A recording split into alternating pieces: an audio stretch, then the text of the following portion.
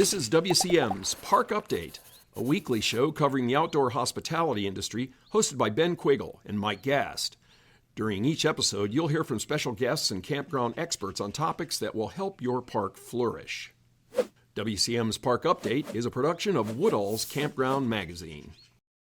Hi, I'm Ben Quiggle, editor of Woodall's Campground Magazine, and this is another edition of WCM's Park Update. Of course, my esteemed colleague Mike Gast is here, former Vice President of Communications at Campgrounds of America.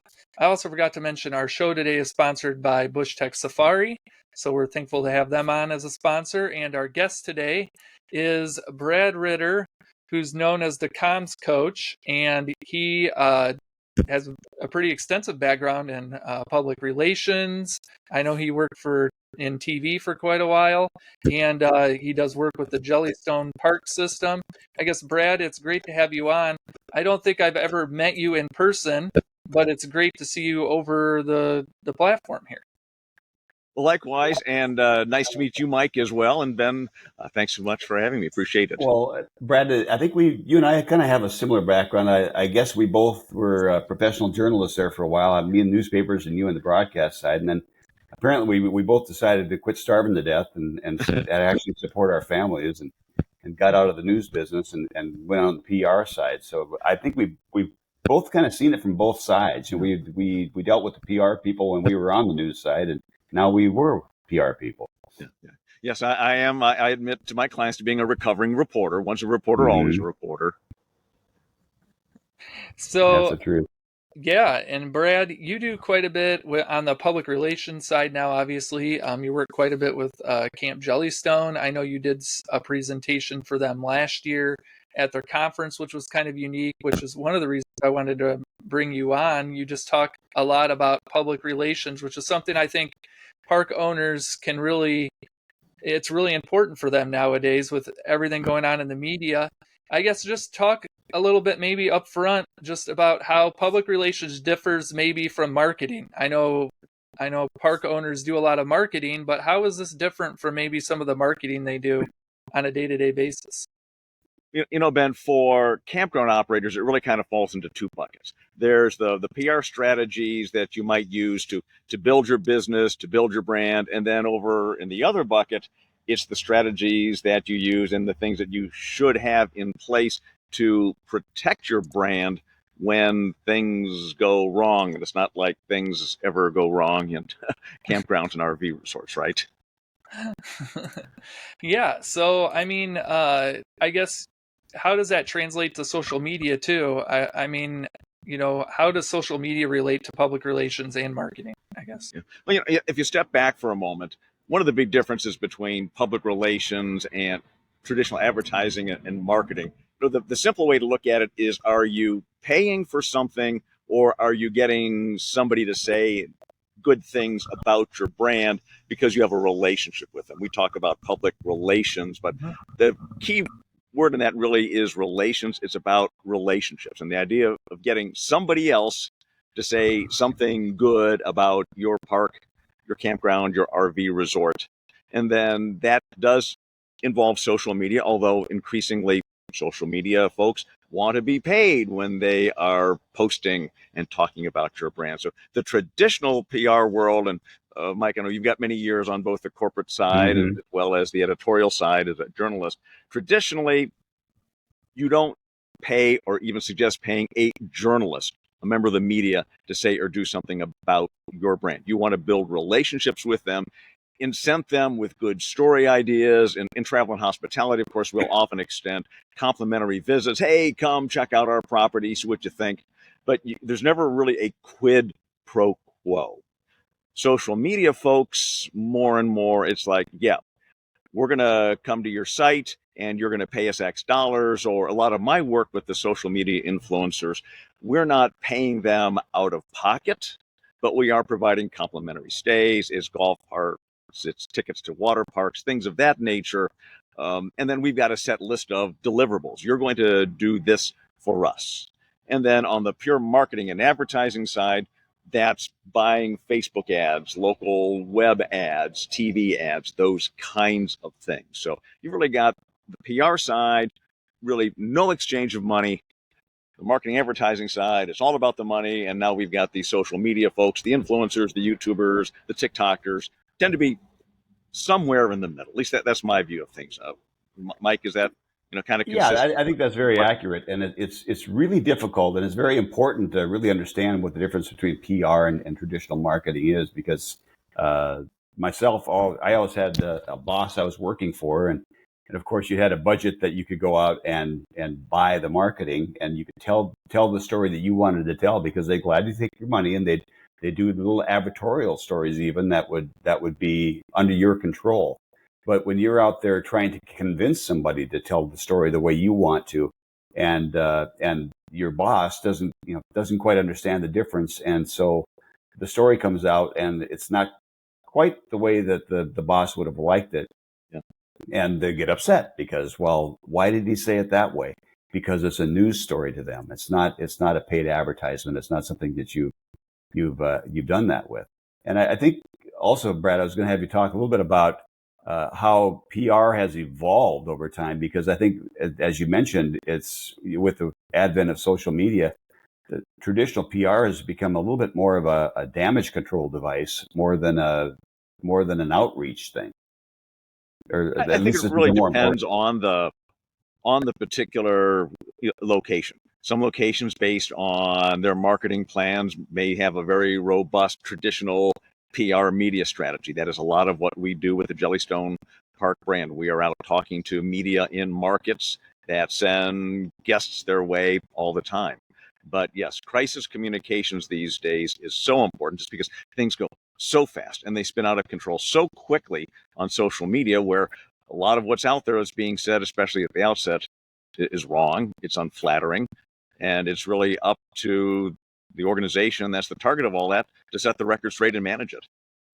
Well, and one of the things that changed dramatically, I think, with social media is the customer who deemed that they had been done wrong used to threaten the business owner with, well, I'm going to call my local newspaper, or I'm going to call the TV station and see if they'll do a bad story about you to damage you. Mm-hmm. They don't need to do that anymore. They can do that via social media pretty much on their own. Yep. And you never quite know what's going to go viral and what's not. So you have to take everything seriously, right?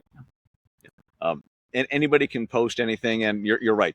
It's interesting. I work on a lot of these things, and there'll be something that will get posted, and we'll think, we'll keep an eye on it. It's not that big of a deal, and it will really take off. And then we'll hear of something, and then sometimes, just like angry customers used to threaten to contact the media, I will now get complaints from a guest saying, I'm going to go on Facebook, or I'm going to post a TikTok video if I don't get my resolution, and I want 3 free nights. It's like, we're not going to go there. Let's talk about your problem. So some, yes, can take off. And the other thing that people often don't realize is that social media feeds mainstream media and vice versa. So a lot of times clients will say, people don't really pay that much attention to the local media anymore. Why should we be concerned? Well, in many cases, the local media, good and bad, they may have more eyeballs on their social channels than they do on their 5 p.m. newscast. And so that when something good happens, that's to your benefit. At the same time, that 5 p.m. newscast producer is constantly trolling social media, picking up things off of social media that they don't always verify. So you can suddenly find yourself with a social media issue that has now become a mainstream media issue that then adds more flames to the social media fire, and you've got this vicious circle that you've got to get under control. I know a lot of parks are, the majority of parks are still pretty small operations, although they are getting bigger. They may, have the owners, maybe a couple employees. Some of them may have a little bit more. How do you prepare your team for any type of public relations issue? How do you get them, if there is a crisis at the park, how do you prepare them to deal with that? Maybe if you're not at the park. I think this is a great time of the year to be thinking about that. Unless you're a year-round campground, you're getting ready to shut down in the fall, or at least go to reduced hours. It's a great time to take a breath, take your vacation, and really think about how do we get prepared for the inevitable. Of course, would love to work with campgrounds and do their crisis communications plans, but understand that not everybody is a Jellystone Park or a KOA, and those resources may not be there. But there are certainly good stories that you can read up articles online. The Woodall's Masterclass on crisis planning is a good place to start. Some of the trade associations, state campground associations have programs. I've spoken at some of their conferences to help get people planned. But at a minimum, get your team together, put together a list of these are all of the different things that could go wrong here. Identify what would we do, who's going to do what, who's going to be responsible for communicating with guests. My experience with campground operators is they're pretty good if there's going to be a weather problem, if the pool's going to be closed, in communicating on site. So that's a good start. But ask yourself, who else do we need to be prepared to communicate with? Are you in an area that's got traditional media? If you are located near a bigger market, say, a half hour, 45 minutes from an Indianapolis or a Chicago or a Phoenix or something of that nature, you've got very real likelihood that you may have traditional mainstream media on site or at least calling. Who's responsible for dealing with it? Who's responsible for monitoring your social media and putting things out when it's appropriate? If you at least have a good inventory of the things that are likely to go wrong, some very fundamental plans, this is what we'll do, and this is who's going to do it, I think you'll be in a pretty good place, rather than just like all of a sudden it hits the campfire fan and now we're scrambling and it's getting out of control fast. So what are you finding, Brad? Are campgrounds putting the right amount of weight on their PR messages? Are they doing the homework in advance? Is it part of their plan, or is it something you have to really start from ground zero with? I can't speak for that many campgrounds. I can tell you the Jellystone Park system, we certainly have those plans in place.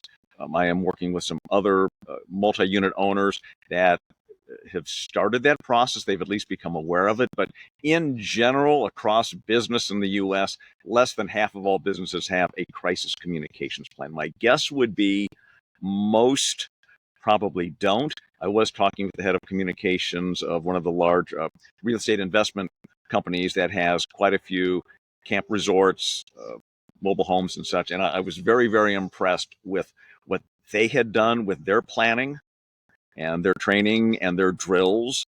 But they're a large organization, but they also really recognize the importance of their reputation. And clients often say, we hate to spend the money and the time on it, but it's like insurance. You hope you never need it, but when something does go wrong, you're darn glad that you invested in it. I don't know. What's your feeling about? Go ahead, Ben. I'm sorry. Yeah, maybe you guys have the same experience. I'm a recovering journalist too, so I remember calling places, working at the newspaper, and you could tell the companies that had what seemed to be some sort of crisis communication training or plan or something in place, and then the other ones that wouldn't. And maybe you guys have had experiences too where you would call maybe a company that didn't, and they would say stuff, and that would lead to more issues, I guess. Yeah. Is that something that you've seen through your work, I guess, Brad, where if you don't have these communication plans in place, it can go downhill a lot quicker, I guess? Well, let me give you a perfect example. I was contacted by an organization in the agritainment business just a couple of weeks ago, and they'd had a legal issue, and it had been sort of behind the scenes for a couple of years. And then somebody, probably one of the attorneys for a plaintiff, went to the investigative unit at the Fox station in a top 10 media market.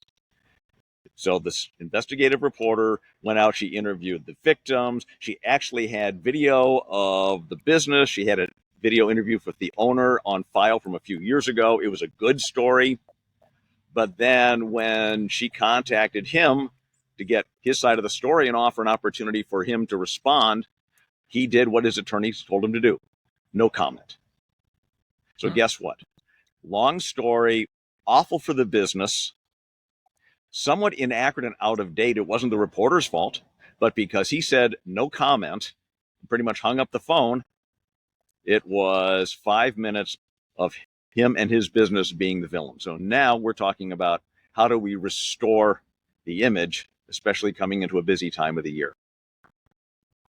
Yeah, and there's so many scenarios out there that it could be a natural disaster, a flood or a fire that local reporter shows up with. It could be a real tragedy, a drowning on the campground, Yeah. or a gun incident, or a rig burns down, something else like that. And no comment it just has that aura of guilt around it. Right. And that's often what people do when they don't know what else to say or do because they're not prepared. And things move so quickly these days. The one thing that is beneficial with social media and crisis communications that has evolved is you don't have to say a whole lot. I've had clients where something happens, and this will be in our plans. We may simply post to social media, we are aware of a potential incident. We'll have more information as soon as we can.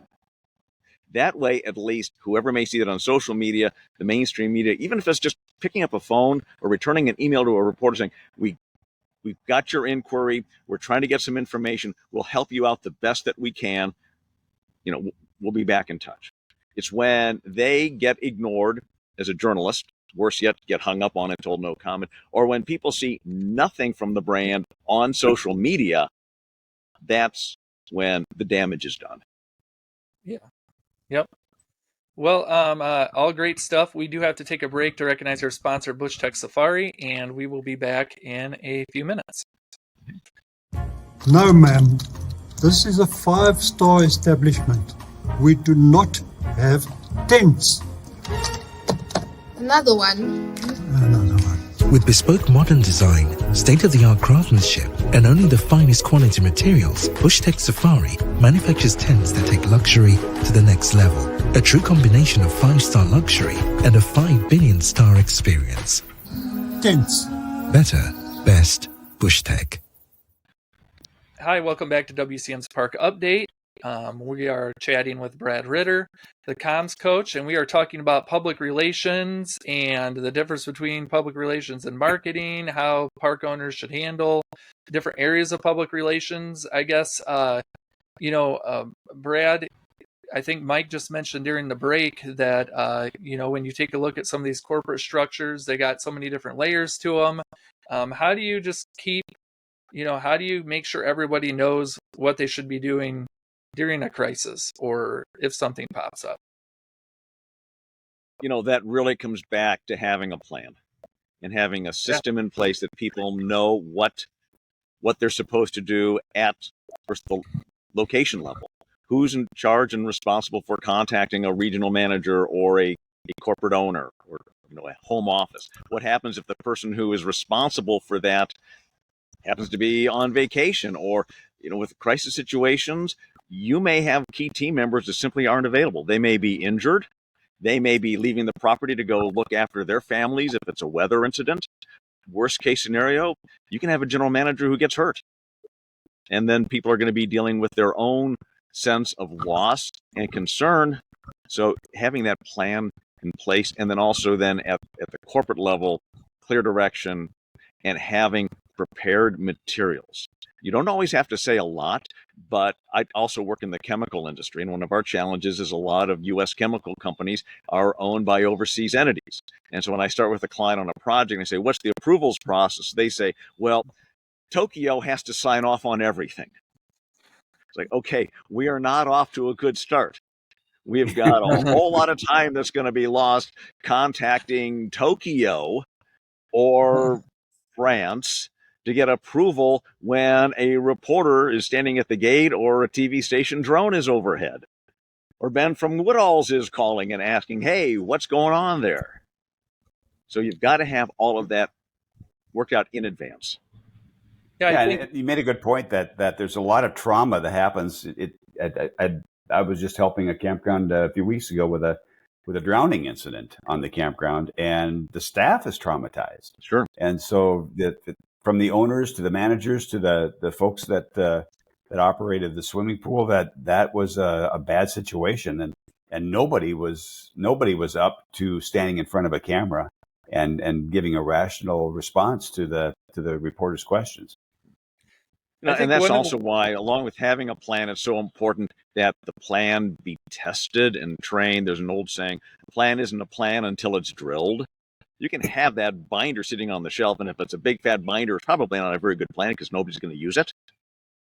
But companies that are really serious about their reputations and protecting them, besides doing the planning and the periodic training, they will regularly drill. I'm going to guess a lot of campgrounds have, fire exercises, fire drills, evacuations, things of that nature.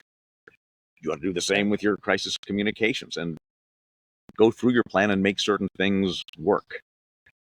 Sometimes it's that blanket cultural changes that comes along. I can remember the angst on campgrounds is still going on with the Confederate flag issue, when it wasn't so much that we had campgrounds out there, or the industry had campgrounds out there that were flying the Confederate flag right up the flagpole with their state flag and the national flag, and it got down to the point where customers were coming in with the Confederate license plates, or they were flying the Confederate flag on their sites, and all these campground owners had to make decisions about what was going to be allowed and what wasn't, because it may not be technically against the law, but it was offensive to a certain aspect of their customer base. And that turned into a PR problem again, because social media could get involved really quickly, and then the local media follows suit. Yeah. How do you... People tend to most often think of the crisis as it's the fire, it's the storm, it's the drowning, it's the chemical leak at the pool or the lazy river. But those social media issues right now, the polarization, I had to deal with a lot of campgrounds on mask issues during COVID. We're required, the state says, or the county says we have to have masks, but we got customers in here saying, heck no, am I going to be wearing a mask, and nobody here is going to make me do it. And then you'd have the mom right next to that guest saying, put your mask on, you're near my kids. And the poor campground owners are, what do we do? Yep. How do you, what advice do you give to park owners who maybe deal with something where they have something pop up where a vocal minority is offended, but the park owner doesn't want to change whatever the minority is complaining about? What do you do? What advice do you give to a park owner who has to deal with that? Because they're probably slamming them on social media. They may even go to other media sources, I guess. Sure. Take 3 deep breaths, and don't take the attacks personally. It's hard when it's your property. It's hard not to. But whether it's a social media issue, whether it's a reporter asking tough questions, try not to take it socially. And sometimes maybe the owner needs to separate themselves. Now, if you are the owner operator and everything stops with you, you don't have that chance. But I can think of one situation at the campground where my advice was, we need to get the owner away from the situation. Let's have his wife step in, because she was being much more level-headed. If it had gotten to the point where a media interview needed to be done, she would have been a much better spokesperson, because she was just far enough away that she wasn't taking it so personally. Yeah. What is, I think on social media, it's very, there's a lot of park owners who you can tell they get pretty emotional when they respond to issues. I guess, what type of damage does that do long term for a business? Is that something that can stick around to, and impact a business for a while? Or, if you give it some time, does that go away, I guess? The test I use is, does this affect people's health and safety? What's the ick factor? If it is something, if it's an unsanitary pool, if it's hiring practices that resulted in some people working at a campground that should not be around children, those things have some long-term risk. If it's just somebody didn't like that neighbors were flying the Confederate flag, or somebody was pro-Trump, somebody was pro-Biden, those things tend to go away, and very quickly, they fall down the list of posts. One thing I encourage clients to do, just again, take deep 3 deep breaths, sit back, and don't respond immediately. Avoid that temptation to just go on and start responding unless you need to provide important information, such as we need everyone to evacuate the park. We are closing the park for safety reasons, that kind of information. But a lot of times in these social media issues, or especially where people are fighting with each other, and it just happens to be your park that's kind of stuck in the middle, they'll go away. And social media internet can be very self-correcting. I can think of one situation where a park owner was accused of something, and at first blush, it did look kind of bad. But once we understood what the facts are, it was just sort of a misunderstanding and something completely out of character. So he was getting bashed by a couple of people, then a few others who didn't know a thing about it, but just said, oh my God, this is terrible. I'm never going to go there again. All of a sudden, a lot of very happy guests, longtime campers, suddenly kind of came to his rescue and said, you people are all wrong. These things don't go on here. We've been camping here for 15 years, and it self-corrects and just goes away. And Good he point. pretty much stayed out of it, and that was the right thing to do. Mike, I imagine you've had experiences, and I know Brad, you've probably had experiences where park owners have they just made things worse, or like maybe they created the situation, maybe something popped up and their initial reaction to it created a PR disaster, I guess. Have you guys had experiences like that? I can think of one, well, more than one, but one that sticks out was there was something that made national news. It was actually a woman got caught on camera in a store parking lot, a big box store parking lot, kind of beating on her kid in the car seat because the kid was doing whatever the kid was doing, and it was like a 3 or 4 or 5-year-old kid, little girl. Yeah. And they tried everything went alerts all over the local media trying to find this lady and this kid.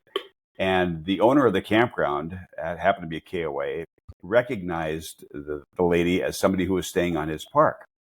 And he called the authorities. The authorities came out, arrested the mother, took the kid away.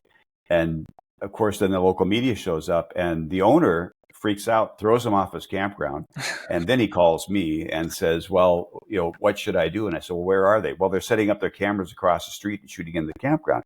I said, you're the hero here. You are the one that you have a great story to tell. You did nothing wrong here. Yeah. He thought it was going to reflect badly that he had let this grifter lady stay on his campground to start with. I said, you're the one that saved this little girl. I said, you go out there and you invite them into your campground and do the interview, and here's how you answer the questions. And it came off to be a very positive thing for the campground. He got a lot of credit for doing something right. And sometimes that you say the word reporter or you say the word local media, and everybody shuts down, gets very fearful. And sometimes if you've done the right thing, capitalize on it. Yeah, definitely. Ben, one thing I tell clients in my media training programs, where we're coaching them on how to do interviews on good things as well as in crisis situations, is most reporters are not out to get you. People don't always believe me. And, there are the investigative type reporters, and there may be those with an agenda, but most local reporters that a campground owner is going to deal with just want to do their job, do the best possible story they can for their local readers, viewers, listeners, whoever they're talking to. And if they think that you're willing to work with them, if it's a crisis situation, that you'll help them out at least the best that you can, you'll do fine. But it's when they think that you're trying to hide something, cover something up, throw them off the property, that's when, their antennae are going up and they're thinking, what's really going on here? Yeah. Yeah, I would say the majority, here at Woodall's, we peruse a lot of news sites. And I would say, 99% of the stories are all positive. So, you're getting, maybe some of the negative stories have to surround developments where the community doesn't really want a park to come in. That's really a lot of the negative stories we see. perusing the sites, a lot of the, if you already have a park, a lot of those are pretty positive stories. Every once in a while you see a drowning or maybe a bear attack or a tree falls over. And, they do some basic crime reporting to some degree. Here recently we had a drowning in Ohio where it had been there had been drownings there the last few years. So they did a little bit more for that story. But I don't think, the majority of reporters are going to a lot of these parks, trying to do heavy investigative pieces or trying to attack park owners or the parks themselves. It just doesn't happen a lot. So. And another basic piece of advice: it's not all PR is disaster management. It's certainly a big part of it, but campground owners have to have a PR plan. They need to tell their story. So often, I would talk to an owner who wanted to tell me about this great event he just had, but he wished more people had shown up, and it was a great community thing that they had done. And they hadn't done any PR in advance of it to try to get customers there to experience it. They hadn't talked to the local media to come out and do it. I mean, the local weather guys love doing remotes. So they've all invested in and it's very easy for them to do a remote from a different location now. So you go in there and you pitch your event to the local weather guy. He'll do his local weather from your campground and give everybody a great look at what you've got. Yeah, and I mean, I think if you're in a market where you've got local media that will cover your area, all their websites have a form. Send us your news. They want to know what's going on. So, larger companies, multi-unit operators, hospitality companies, they have internal PR people. They hire consultants like Mike, like me. But as a smaller operator, you don't have those kinds of resources. But you just go to that website and say, hey, we're getting ready to open a new water facility, or we've got new cabins, we're hiring more people. We think your readers or viewers might enjoy hearing about what's going on with a local business, or we're doing this special event. And at a minimum, you might get something in the part of the website that's the community calendar, or you might get a reporter who calls and says, hey, I think this is really interesting. And, we'd love to do a story. You're a family-owned business. Maybe you're celebrating your 10th year running the campground. There's lots of ways to make positive news. You've still got to get out there and tell your story yourself. Yep. And a great example is if you're in business in the campground industry in October, you're probably doing something harvest festival, Halloween related over the several weekends. And the news stations and the newspapers are starved to death for great imagery and great stories like that. They're going to go somewhere and do the Halloween story. They might as well come and do it at yours. But you got to have it in your plan. You got to plan in advance and know when to contact them, how much lead time they need, how to get in line, and really capitalize on what you're already doing. Yeah, and sometimes it's even as easy as just submitting a photo to a paper. I mean, a lot of newspapers are looking for great photography. Their staffs are pretty slim now. If you look at a lot of local newspapers, the photography is lacking from maybe years past. So even if you just send us a photo or a couple photos with a small caption or something, sometimes papers will even just print those. And that's a really good point, Brad. I was going to ask you what you felt about that, because the news staffs it doesn't matter what media you are, have been severely cut over the last decade. There's hardly any newspaper reporters left, and every radio TV station is cut back severely too. I had a lot of success my last few years just because I knew how to write newspaper stories, providing them a finished product, coming in and kind of writing it like I would as the reporter, or providing the imagery that they needed so I could just hand it to them and the media would just take it and run with it. Yeah. Now, that might not be something that a local campground owner is capable of doing, but he probably knows somebody or can hire somebody to provide that finished product on the PR side that can be handed off to the media, and they'll pretty much plug and play it because they don't have the staff to go out there and do it themselves.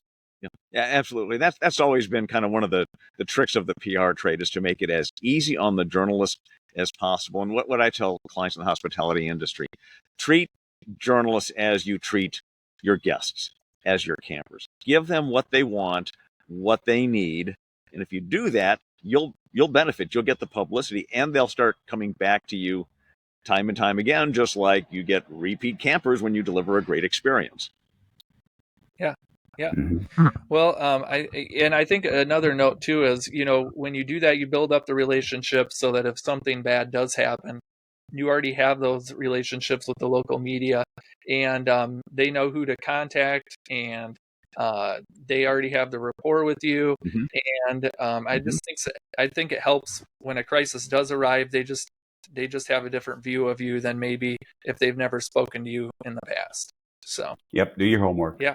Right. Well, And if it's borderline, is the situation, is it newsworthy? Is it not newsworthy? They know you, they like you, they know you're an important part of your local community and the business community. Maybe it won't be so newsworthy, and maybe it'll only get a couple lines on a website, or maybe it won't get anything on the air at all. yeah. But that's Yeah. the relationship part of public relations. Yeah, definitely.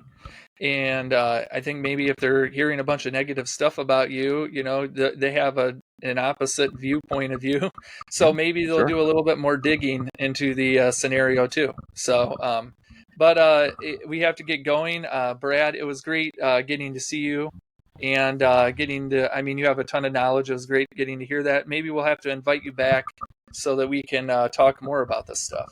So, I'd encourage owners to visit Brad's website too, because he's posting great little tips up there, and it's just something that keeps it top of mind. So keep in touch. yeah. And anybody who would like to get, I do a Tuesday coaches tip-off, just short little snippets of PR and crisis comm strategies. Actually, the one coming up in a week or two is going to be about the positive stuff we've been talking about. So how do people what's your website, I guess, where people can get in touch with you? Website is thecommscoach.tv, or the email address britter@bradritter.com. Okay. Or call me, Yeah. message me, 740-815-1892, or on LinkedIn, or wherever you happen to be hanging around the internet. Well, thank you so much, Brad. Ben, thank you so much. Yeah, and thanks everyone for watching, and we will be back again next week. Thank you for listening to WCM's Park Update, a production of Woodall's Campground Magazine. Join us for a new show each Tuesday at 3 p.m. Eastern on Facebook, YouTube, and wherever you listen to podcasts. Follow us on Facebook and LinkedIn for daily news and updates, and subscribe to our news feed on our website at woodallscm.com. Show hosts are Ben Quiggle and Mike Gast. Executive producers Rick Kessler and Alex Burkett. Copyright 2022, G&G Media Group.